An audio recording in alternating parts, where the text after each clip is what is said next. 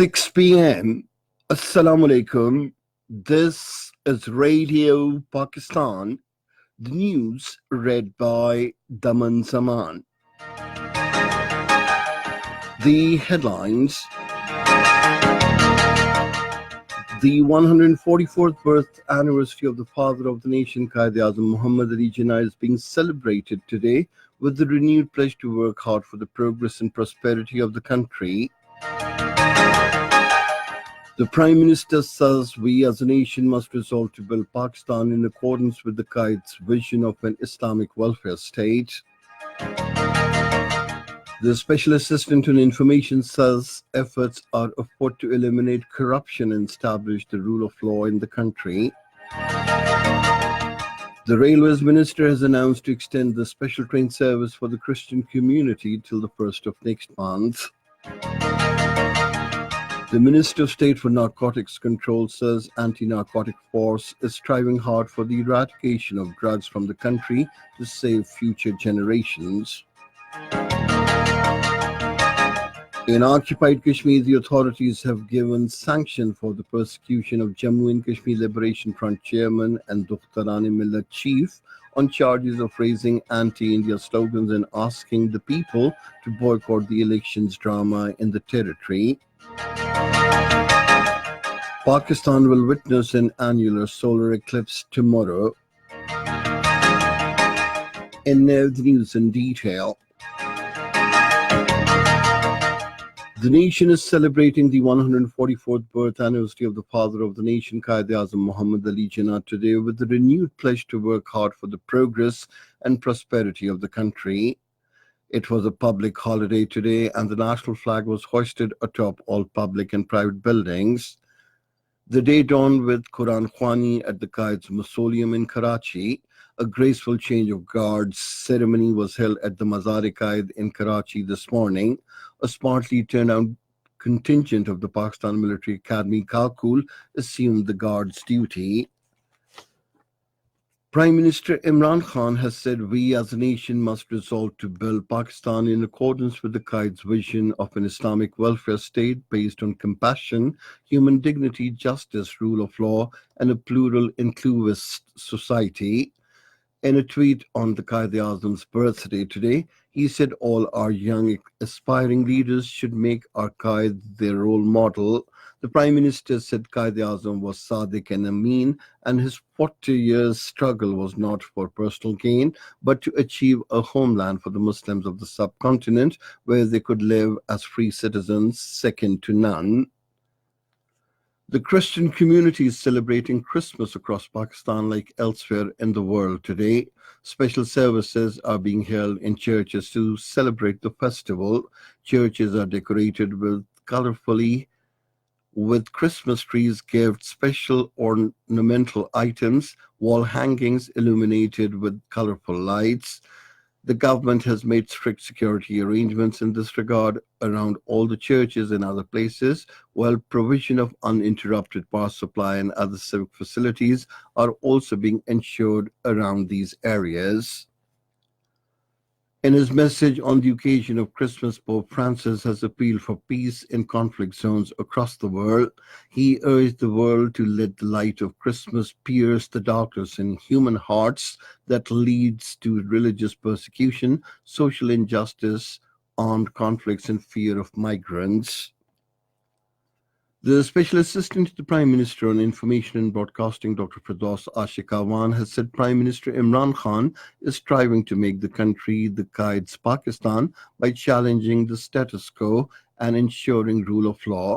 Speaking at a ceremony in connection with the Quaid-e-Azam's birth anniversary and Christmas in Islamabad today, she said Prime Minister Imran Khan is taking steps to eliminate corruption and nepotism and establish rule of law in the country.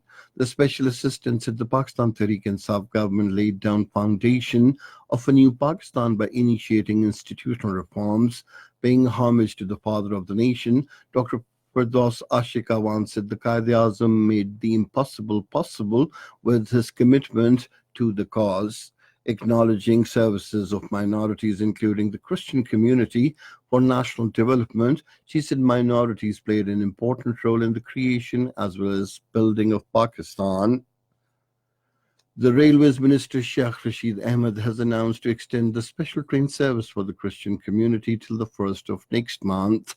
Addressing a news conference in Rawalpindi this afternoon, he said the government believes in serving the people of Pakistan irrespective of faith or religion they follow. The minister said Second Women University was established in Rawalpindi. An ML1 project will also be completed under the leadership of Prime Minister Imran Khan. He said with the completion of ML1 project, travel time between Rawalpindi to Karachi will be reduced to just 8 hours. He said 138 trains are plying on 1800 kilometers long track in Pakistan. This is Radio Pakistan. The Minister of State for Narcotics Control, Shehryar Khan Afridi, has said Prime Minister Imran Khan's vision is to eradicate corruption from the country and strengthen national institutions. Addressing a news conference in Islamabad today, he said, "We respect the court's decision in Rana Sanaullah's case and following the legal procedures." He said the case will be challenged in the Supreme Court after examining the written verdict of the Lahore High Court. Shehryar Khan Afridi said Rana Sanaullah is still an accused in narcotics case, and the Honorable Court has only granted him a bail while the trial is still pending before an anti-narcotics court.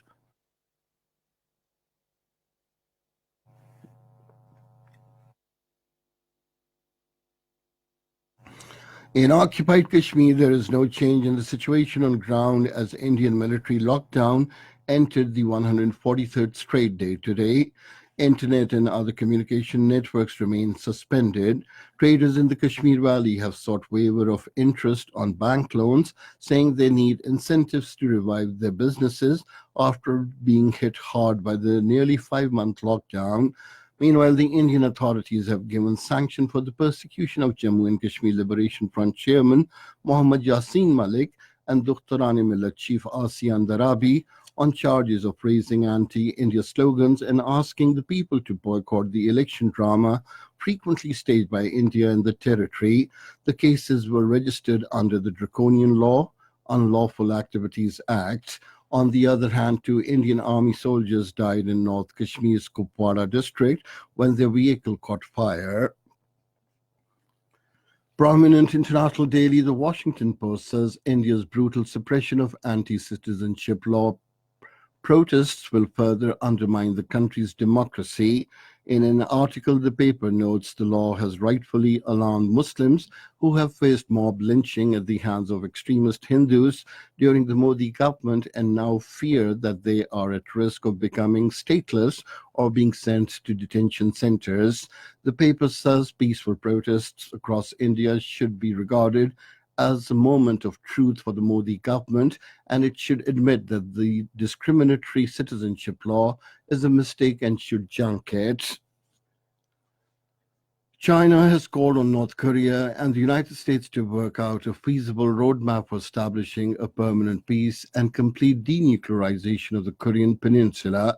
The call was made after North Korea warned a possible Christmas gift for Washington until the end of the year to propose new concessions in talks over its nuclear arsenal and reducing tensions between the adversaries. Meanwhile, the United States has said it is ready to deal with any North Korean Christmas gift. An Iranian MiG-29 fighter jet crashed in northwest of the country today, killing its 2 pilots on board. According to officials, the jet was on training flight when it crashed near Sabalan Mountain in Ardabil province. Pakistan will witness an annular solar eclipse tomorrow. According to Pakistan Meteorological Department, the solar eclipse will also be visible in Eastern Europe, much of Asia, North and West Australia, Eastern Africa, Pacific Ocean, and the Indian Ocean. The official of the Met Office informed Karachi representative Mohammad Waqas that the eclipse will begin at 0730 hours Pakistan Standard Time tomorrow and will conclude at 1306 hours Pakistan Standard Time. And finally, the weather. Dense fog is likely to prevail in most plain areas of the Punjab and Upper Sindh, while in few districts of Khyber Pakhtunkhwa, frost is also likely in few districts of Khyber Pakhtunkhwa and Potoha region during the next 12 hours. However, cold and dry weather is expected elsewhere in the country, while very cold in upper areas. And that is the end of this news bulletin. For more news and analyses, log on to our website radio.gov.pk